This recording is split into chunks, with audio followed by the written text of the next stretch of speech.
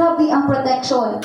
And mula ko mali sa unang kanang, hala Lord, kanang kasasala ba ako kanang, ako i-pray ko ang, kanang dapat mga doubts, mga what if, ngayon anak daw, ng mga hesitation. Seek His guidance and intercede for others.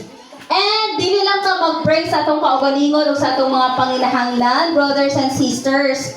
We also need to pray for others. Na Lord, kabalo manggid ka sa mga panginahanglan sa uban.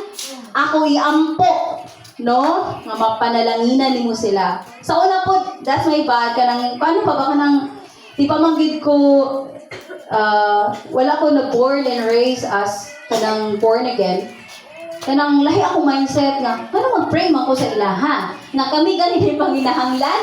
Diba? Naman mami nga na usahay. Ano man, ang pumo ko sila. Kanang, you need to pray for others. Ha? Ako may panginahanglan. But, ingon na yung buhato, no? And then, nasabtan ako nga, ay, dapat you need to pray for others. Kaya nga, no, si Lord ay mag-tanaw si mong panginahanglan. Yes. If we know, if we love God, di ba? Muna ang greatest commandment, love God with all your heart, with all your mind, with all your soul.